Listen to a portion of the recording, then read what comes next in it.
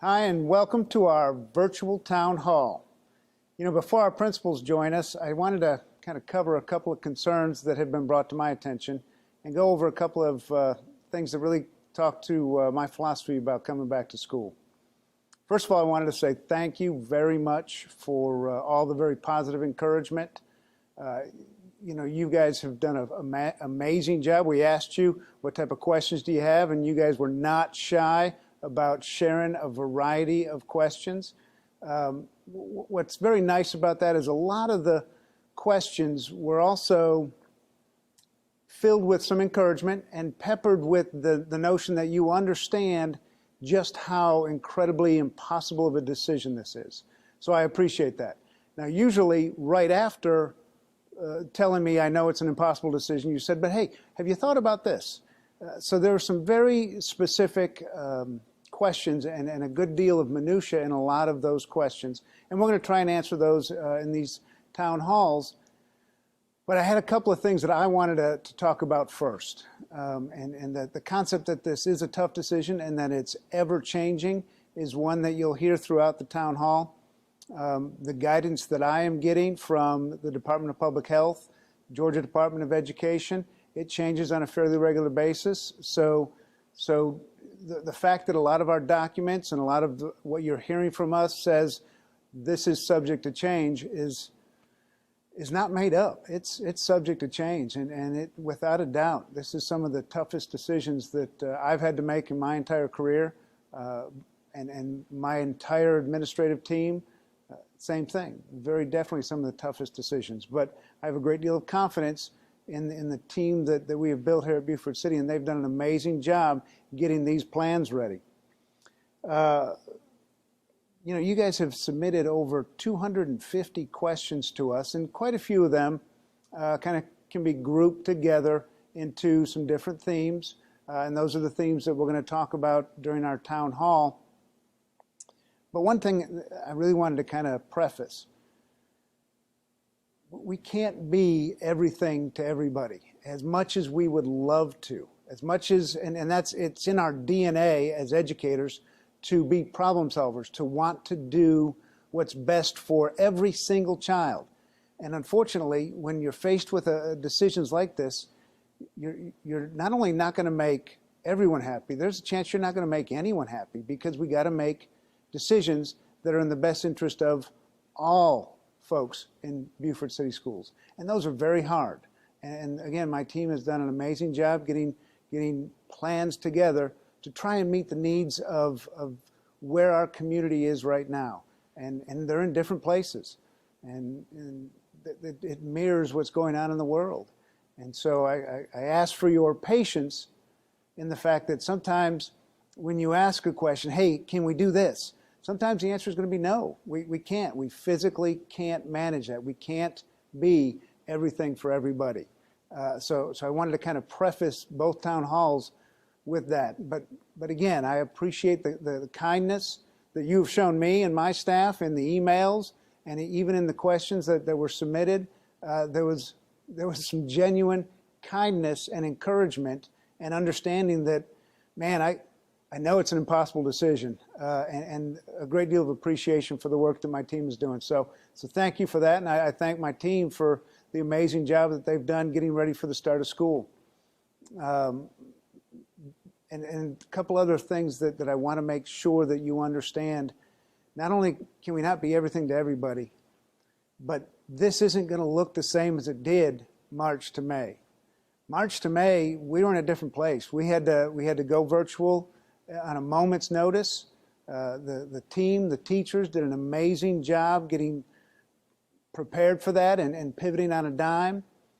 But it will look different now. We were at a different place in the curriculum. We were at the end of the year. We were just about to move into testing.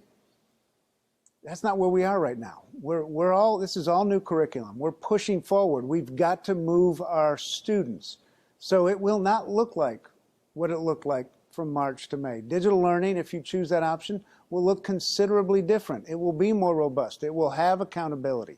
They'll take attendance. There will be grades. We're not going to be in a hold harmless situation that we were from March to May. So that's got to be something you fully understand and embrace, this will look different. In-person learning will look different. With the safety guidelines we have in place, this will look different. It can't look the same as we did, and you guys understand that by now. Nothing looks the same as it did 6 months ago. And we're doing everything we can to make sure that school is as quasi-normal as we can make it, but also make it the safest place that these kids can be. You know, one of the things I would like to bring your attention to in the guidelines of Return to Learn are on our school website. It includes information about wearing masks. Wearing masks is expected but not required. There will be no incentives to wear masks, and there will be no consequences for not wearing masks. Our staff will be positively promoting wearing face coverings. Face coverings should be a solid color of any color or a combination of dress code colors with a BCS logo on it. Face shields or solid color disposable masks are also acceptable. Good bit of this, I'm ad-libbing. I read that one straight off this paper. It's a very difficult topic. It really is. And a piece of what, again, is in our DNA is that education piece. So as we get back with the kids, we're going to be talking to them about the importance of hand washing. We're going to be talking about the importance of wearing a mask, how it helps other people, how washing your hands helps other people and helps you, protects you. So part of what we'll be doing is making sure that they understand why we're doing these things. And it's important for us as educators to have that as a piece. When we hand out Chromebooks, and we'll talk about that more when the principals join us, but part of that is digital citizenship. We're going to be handing a Chromebook to every student. We want to make sure that there is some accountability on their part about how do I behave when I'm online. That also talks to that personal responsibility piece, which is so important in making sure that any of these plans work, is being responsible for your own actions and being responsible and kind to your neighbors. That's going to be a huge piece that we're going to provide some staff development for our teachers on managing that piece in the classroom, but just giving that grace and being kind will become a huge part of being successful when we come back. A couple other things I wanted to touch on. When it comes to safety, there's a lot of questions that came to us as it relates to safety. So let me cover a couple of those. One of the big ones is if a student or staff member gets sick at school and shows COVID symptoms, what will happen? So what is your COVID plan? I've been on different calls with the Department of Public Health, with the governor's office, with the State Department of Education, and a lot of that guidance is coming from them. When we have a COVID positive case, staff or student, if they test positive for COVID, the Department of Public Health will be notified immediately for guidance on next steps, including closures. The other piece of this is stuff is changing so fast that we rely on Department of Public Health to give us the most up-to-date guidance. If we were to publish something that this is hard and fast what we're doing right now, it would expire 3 days from now. So we rely on the Department of Public Health to do the contact tracing. We will contact them immediately upon any positive case, and then notifications to the families will be made based on those current guidelines. Now, one of the things that they talk about is, well, what if they're just sick? What if there's just symptoms? And I cannot stress this enough, and I'll stress it again when the principals join us. If you are sick, if you are feeling sick, stay home. If you have a positive COVID case, you should probably contact, I shouldn't say probably, you should contact the principal. If you have a positive COVID test, contact the principal, at which point Department of Public Health will become involved and we'll go with their guidance. If you are sick, stay home. We have eliminated attendance incentives so that there will be no consequence. If you're sick, stay home. If you have those symptoms, stay home. If you test positive, we need to know. And then we'll use Department of Public Health and their guidance to move forward. Some of the other safety questions: will there be temperature checks? There will not be a daily temperature check walking off the bus into the building every day. There will be monitoring of health conditions, and our nurses are kind of COVID central in all 5 of the buildings. We have hundreds of thermometers at our disposal throughout the pods, throughout the grade levels, throughout the departments, that we can monitor health throughout the day. We do not feel that it is a productive use of data to measure a student's temperature as they walk on the bus because it's the lowest during the day. We want to make sure these kids are healthy throughout the day. So we're going to monitor that throughout the day, with temperature as being one of the possible guidelines. What we do ask is for you, the parent, and again, this is going back to that personal responsibility, to do a self-check of your students before they get on the bus every day or before you drop them off at school. Do they have a fever? Are they showing any signs of COVID? At which point you keep them home. So there is that personal responsibility that I'll be having all of my staff do as well each and every day. Some of the other things, what's being done for sanitation in the classrooms and the bathrooms and the common areas.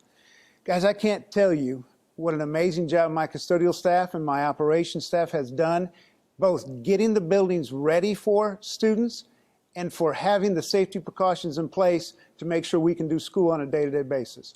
Hand sanitizers everywhere. We've got foggers for the classrooms and for the buildings and for the buses.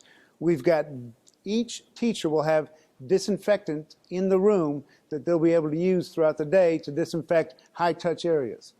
There will be signage. There will be a variety of different operational safety precautions to make this manageable environment to work in every day.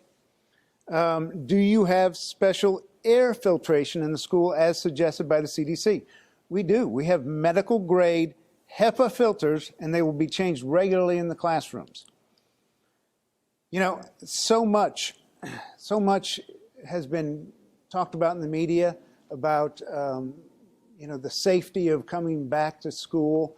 Is it safe? And believe me, there's nothing more important to me than the safety of these students and my staff. There's a lot of questions about the safety of the staff, and believe me, that is top priority. But please understand, in the bottom of my heart, I believe that school is the safest place for these kids. It's the safest place for them emotionally. It's the safest place for them physically. It's the safest place for them food security-wise, social and emotional. It's the safest place for their academic growth. The American Pediatric Association absolutely agrees with that concept. But if I didn't believe that, then I'm in the wrong profession. This is the best place for these kids. And I appreciate your patience and your flexibility as we roll out these plans. Now we're going to invite the principals in. Hello and welcome to our high school and middle school town hall. I wanted to thank our 2 principals for joining me today. Turns out they're a little bit nervous. They haven't been on camera near as much as I have over the pandemic. So I do want to thank you guys for joining me. I have Laura Beth Short here with the middle school, and I have Teresa Hagglethorne with the high school.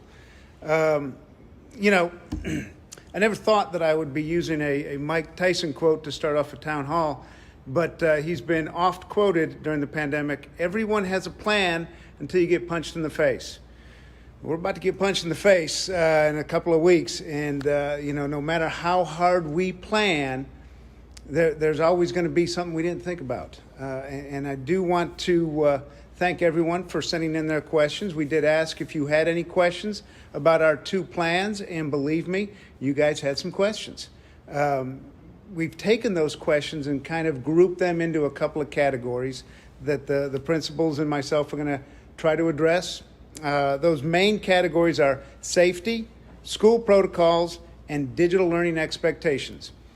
We've done 2 separate town halls because a lot of these questions look a little bit different 6 through 12 than they did K through 5. So we had done 2 different town halls to allow some of that unique flavor to come out. And I'm going to kind of take turns with the 2 principals asking different questions, and they're going to field the answers based on their level, and then maybe both will speak for both levels if it's kind of a general question. So ladies, you guys ready? Yes, sir. One of the big questions that the entire community has, because it's always been a very big thing in Buford, and they get fired up about open house, and they come out in droves, and clearly that is a concern moving into this new year. So are we going to have any kind of open house?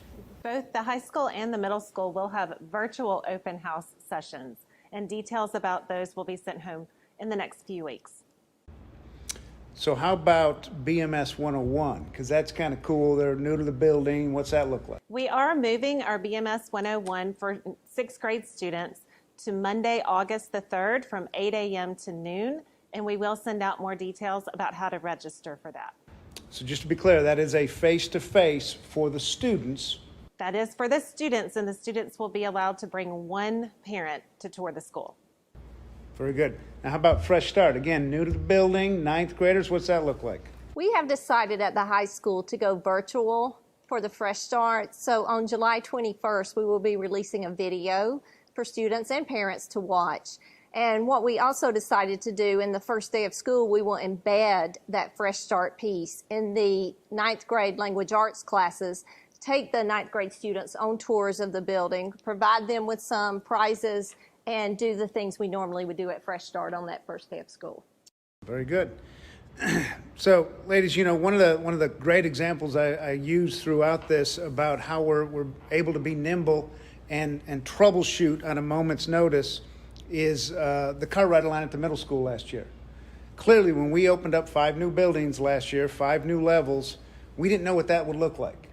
Much like we don't exactly know everything that's going to happen during these 2 plans. So we're trying to predict as much as possible. We're putting plans in place, but we also have to be flexible. And one of the things I want to get across to the community is that making decisions and adapting as we learn is what we do. And between the 5 principals I have, we have years of experience in making hundreds of decisions a day and adapting to an ever-changing environment. And the car ride line at the middle school was a great example of that. We didn't know what it would look like. It was an interesting experiment the first couple of days, and those are kind words. And the team, and these 2 were the ones that did it, really, adapted quickly to make it work. We're going to do the same thing here. But it does bring up a great point. What does drop-off look like? I mean, in this new pandemic era, what will they do when they get off the bus, and what are the car riders doing? So at both schools, students, when they get off the bus or when they enter the building from car rider line, instead of reporting to the gym or some local location for them to congregate, students will go directly either to breakfast or to their lockers and to first period. So one of the that takes care of getting here, and again, I anticipate maybe some more car riders, but again, the middle school has got a great plan in place. The high school looks like an airport out here in the morning, so we both know how to manage that car rider line very, very effectively. So we've got them here, and we always say, you know, especially in the first couple of days of school, get them here, get them fed, get them home. So let's talk about getting them fed. What does that look like? What's breakfast and lunch look like? So breakfast at the middle school will be either a grab-and-go kiosk where students can purchase breakfast and take it to the classroom to eat, or they will be able to eat breakfast in the cafeteria as they have in the past. We have students spaced out and on one side of the tables for breakfast in the morning, so we plan to have this for next school year as well. For lunch, we will have a rotation, so students will go to the cafeteria every other day, and in the classroom, they'll be eating lunch on the other days. At Buford High School, both breakfast and lunch will be served and eaten in the cafeteria. We will have tables spaced out to allow additional area between these students. Also, we are looking at purchasing some outdoor eating tables and chairs to sit on, so that students may take their food out there. So both of you mentioned distancing. That clearly, and in my numerous conversations with the Department of Public Health, social distancing becomes one of their main mitigation strategies. So the idea of how we can space a little bit more. and you're now in what used to be a high school, so you got a lot of room. You're in hallways that are ridiculously big and have got a little bit of breathing room, but social distancing still is so important. What will the classroom look like regarding social distancing? In both schools, the desk will be in rows and will be facing the same direction whenever possible and feasible, and to maximize the area between the students. Will there be smaller class sizes? Class sizes will have to follow state guidelines, so not necessarily smaller than in previous years, but possibly with the number of students that choose digital learning. That brings up a really good point.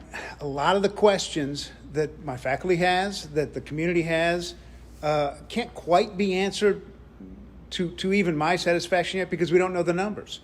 When we have better idea of how many students and families choose virtual and how many choose face-to-face, that could impact class sizes without a doubt. So we're still waiting on those numbers. As you guys know, the deadline is Wednesday to make that decision, and the reason we're having that deadline is because we've got a plan. We've got a schedule. We've got to know those numbers so that we can properly prepare for the school year. Some of the other things that we're putting into place across all 5 schools as it applies to safety measures and social distancing, we're providing for all the nurses stations the clear barriers and all of the front offices as well. So we're putting a barrier up that's not permanent but portable, so that it protects those in the front office and in the nurses station, which really is going to be a central location this year. Will they go to Connections? What does that look like? Connections and electives.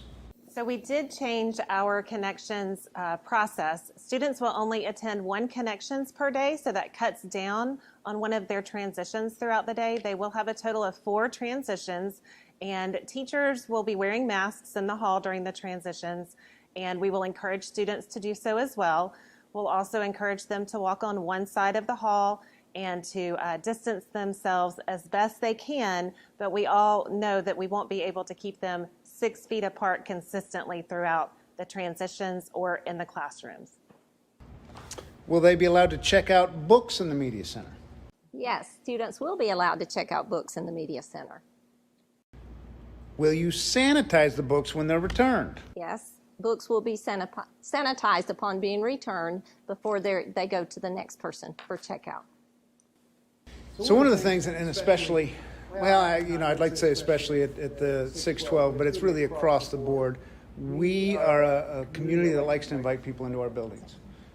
We like volunteers, we like people to visit, we like parents to come in. Obviously that's got to stop because of safety regulations. What does it mean that only essential visitors can enter the school? Essential visitors. Keep looking at the wrong people. It's okay. I think I read the script before. Essential visitors include, but are not limited to, emergency personnel, the system social worker, and other administrators in this district.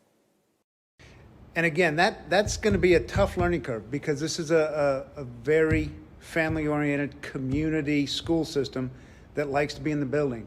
But one of the main guidances also from DPH is limit the amount of people in your building, limit the amount of visitors. So that's going to be something that we need everyone's help on. And that's one of the big keys that I talked about in my introduction, but also I'll kind of reiterate it. This is going to be a team effort. It's going to be a team effort with parents. It's going to be a team effort with kids.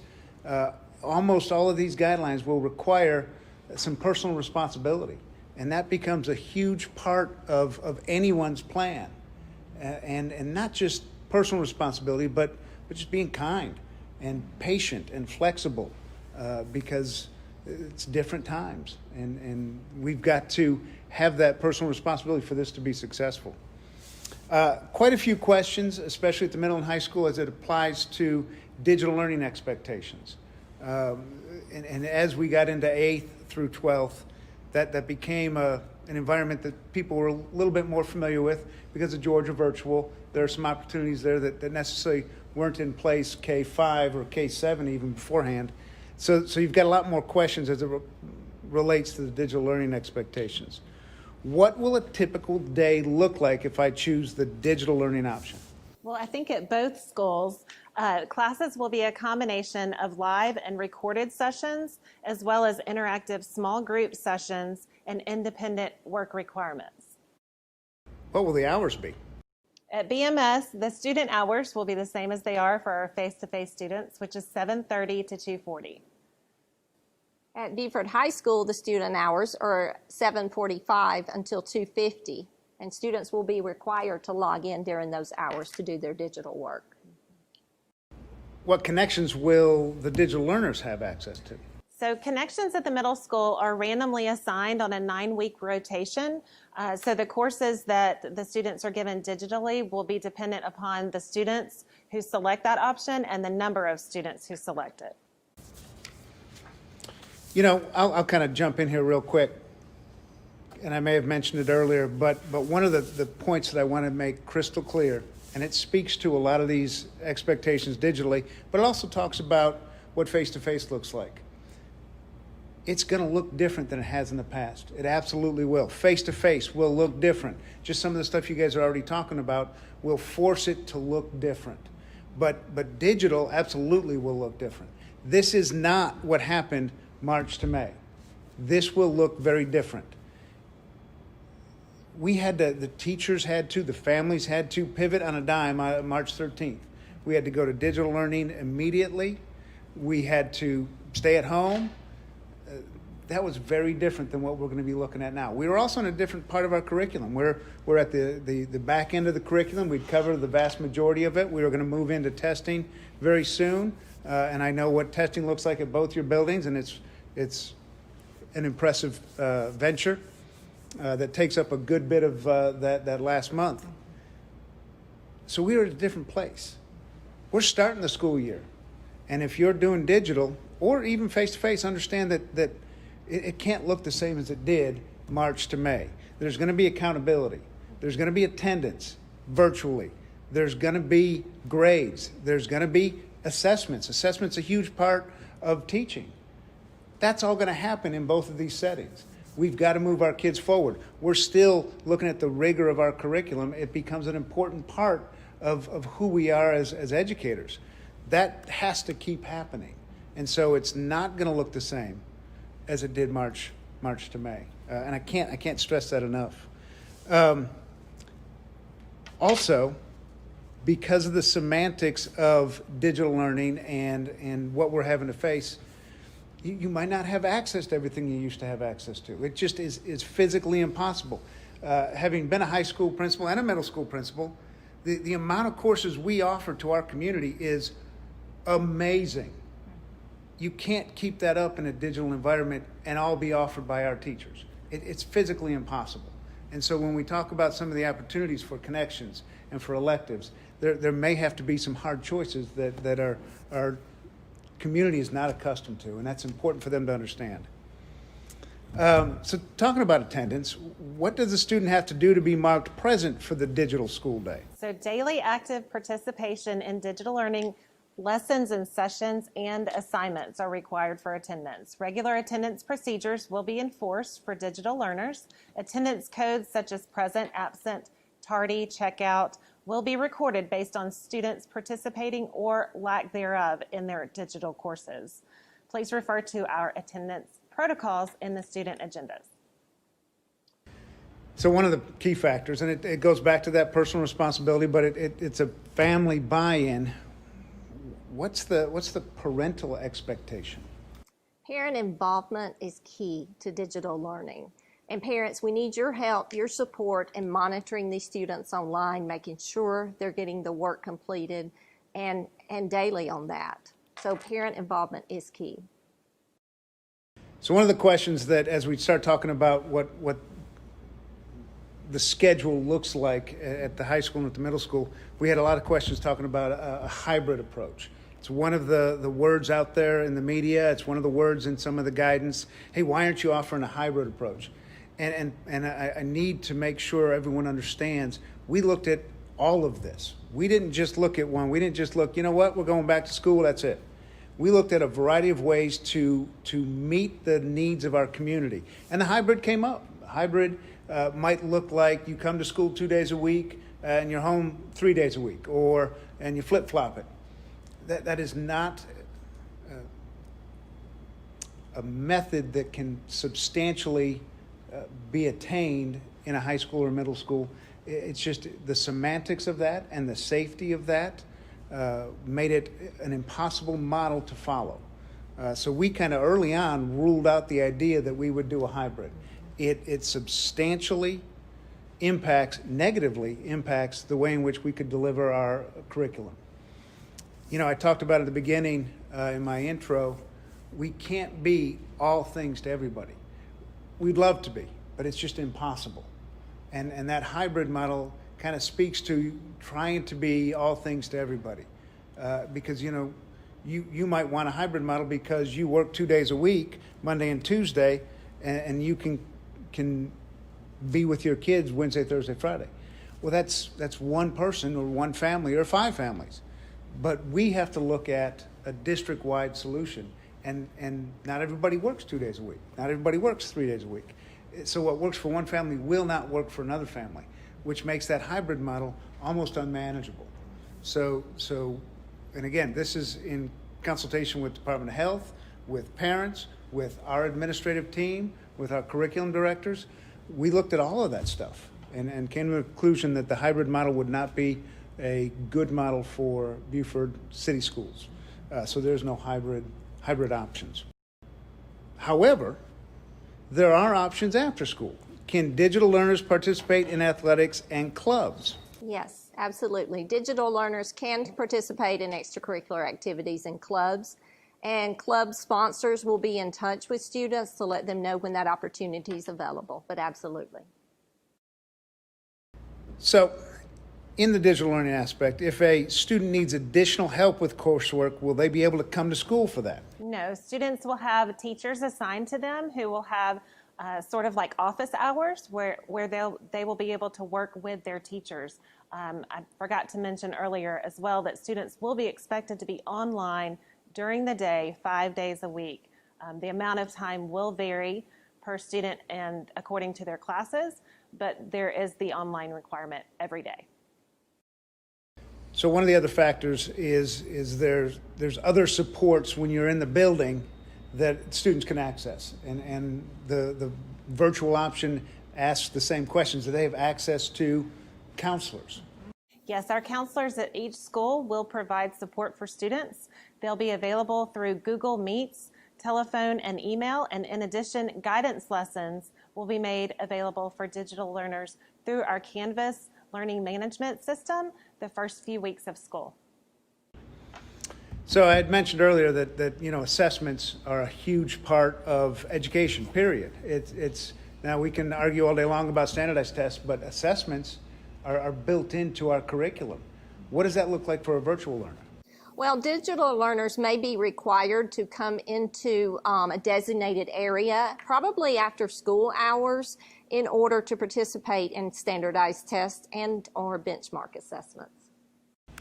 Very good. Now, one of the key factors in making this successful, I think, is getting the technology in the hands of the kids. And we had announced earlier that we were moving towards a one-to-one initiative, which, by all reports, was well received. But what does that look like? Will digital learners be assigned a Chromebook? Yes, digital learners will have a pickup time available at each individual school on Monday, August 3rd or August 4th between 3 o'clock and 6 o'clock to pick up their Chromebook and other online materials. We might get to it later, but while we're in the Chromebook area, what's that look like for an in-person person? For the in-person person, for the students at school, they will receive their Chromebooks the first week of school. Now, one of the things when you do a one-to-one initiative, you're putting technologies in the kids' hands. There's a great deal of responsibility that's involved in that, but there's also some security concerns. What are the security measures that'll be on these devices? So the same filters used at the school will be configured for the Chromebooks at home. No web filter is perfect, however. Since the Chromebooks are at home, parents will need to monitor students' internet usage to make sure inappropriate web browsing is not done And keep in mind that all web traffic is monitored on the device and is assumed to be the student of the household. Remember, nothing is private on these devices. So one of the other pieces of that, not only the security on that device, but digital citizenship. When we start handing Chromebooks to the students, one of the important pieces as educators is to make sure we teach them how to behave online. And so a digital citizenship lesson will be part of that. And as we start using these Chromebooks more and more, both in person and virtually, the discussions around behavior and use of that device will become part of the curriculum. So that becomes a very important part of any one-to-one initiative. One of the other questions that comes up quite a bit talks about that semester commitment for virtual. Why is there a semester commitment? And we've talked a lot about this. This was a big discussion in our principal meetings. But a commitment of one semester will provide consistency of instruction and learning for both teachers and students. Students may return to in-person learning after the first semester if you so choose. So, one of the things, as I have come up through my career, I have done many roles. Principal, assistant principal. One thing I have successfully avoided is being the scheduler at a school, because it is an insanely difficult job. And a lot of the questions that talk about why the commitment, it's hard to even describe the puzzle and the pieces that go into both the middle and a high school schedule. You're talking 1,600 kids, hundreds of courses that you offer, and the dominoes that take place when something changes. It's hard to even get your head around that. And thank goodness I've never had to do that. I've had experts around me that do know how to schedule, which is a gift all in itself. But that kind of speaks to why we need that commitment, because it's not fair to that student going back and forth in and out of virtual and regular. It's not fair to that scheduler or to the teachers involved. It's not a practice that we can support and maintain throughout even one semester. So that semester commitment becomes extremely important. Can a student come back if it isn't working for him or her? No, the commitment is for one full semester. All right, so we've got a couple of very middle school specific questions. One of the questions that came up is, how will jeans on Fridays qualification be determined now that attendance isn't a factor? So we did take attendance out of the requirements for the dress down on Fridays and for the spirit wear opportunity on Fridays. But in order to earn that jeans opportunity, students just need to not have any behavior marks or discipline consequences throughout the week. That speaks to that personal responsibility when we talk about telling you, if you are sick, stay home. And then we can't say that and then punish you if you don't come to school. So we can't be talking out of both sides of our mouth. So we've taken away those attendance incentives, because seriously, if you're sick, stay home. Some other middle school questions. What will gifted classes will be offered for the digital learners? So gifted students will receive enrichment lessons and assignments, support in at least 2 academic courses, which will be determined by the numbers and the teacher certifications. And then finally, and this is critical, will Wolfpack still be offered? Yes, we will still have Wolfpack after school, and we will have procedures in place for the activities for students. So some very high school specific questions. What electives will the digital learner have? What will those be like? We're going to do everything possible to offer the same elective courses. There's a possibility we're not going to be able to meet all of those requirements. We won't know until we know numbers, and that's not due yet. So once we get the numbers and once we look at that and that scheduling piece, and also our personnel piece in that to teach those courses, but we're going to do everything we possibly can in order to offer those electives. And that goes back to the idea that we don't know all the answers to all the questions yet. Some of it is dependent upon how many people sign up for virtual and what some of those offerings might look like. Can athletes come to the school to participate in weight training with their team? No, they cannot come to school and participate in their weight training class. If you go digital, you are digital all day, and you cannot come participate in weight training class. Can seniors still utilize privilege periods? Yes, sir, they can. How will exam exemptions be determined, again, now that the attendance factor has been taken out? Yes, we threw out that attendance piece of that, so exam exemption will be based on the averages in the class, the overall average, and on discipline records. Very good. Will honors and AP classes be offered for digital learners? Yes, we will do everything possible, as I stated previously, in order to meet the demands of those honors and AP classes and offer those digitally. But again, we will know more once we know numbers.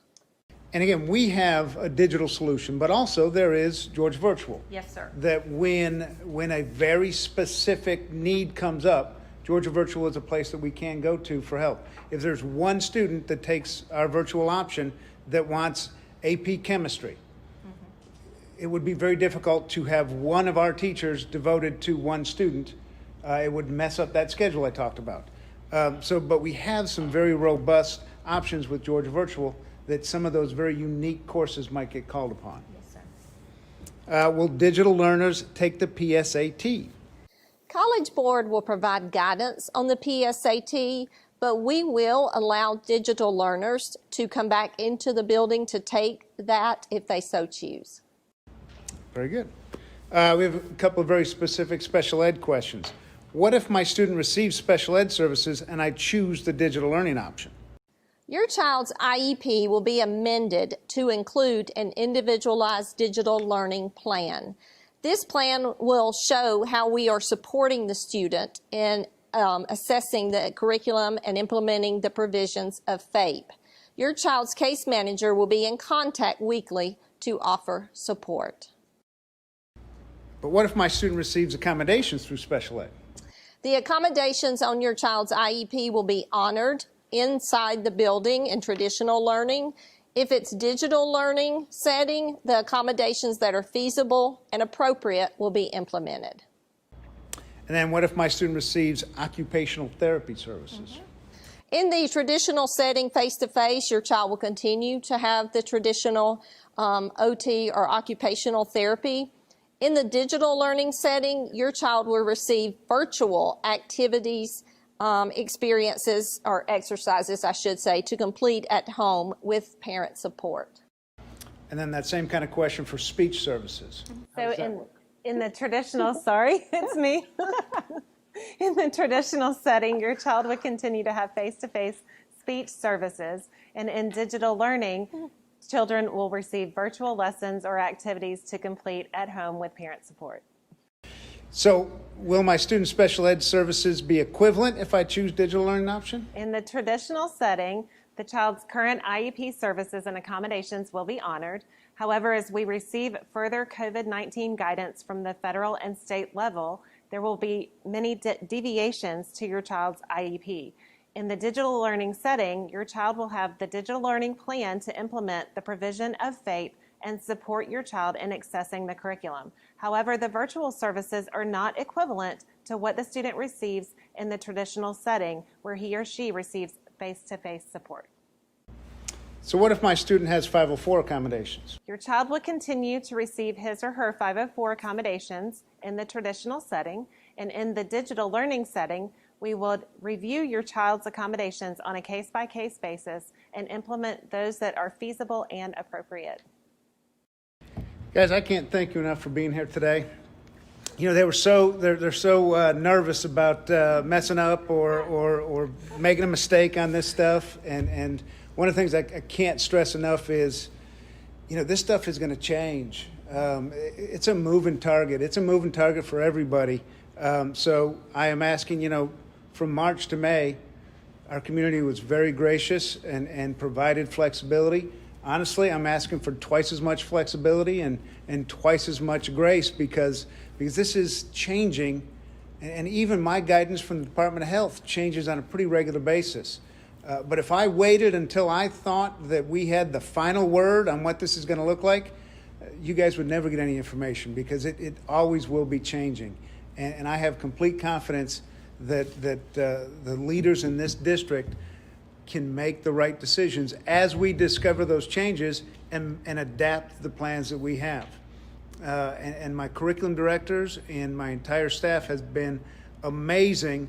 And the teachers, the amount of work that the teachers have already put in on their own time and will continue to do right up until the minute we start and then push through. I can't even tell you just how much time has been invested and expertise. And I thank them so much for all that they've done. And again, I ask for your flexibility as we move into this. There's a great plan for those that aren't feeling comfortable to come back into the building. The virtual plan is very solid. But please understand that as a lifelong educator, I have a very, very strong belief that the very best place, the very safest place for these students is in our brick and mortar buildings.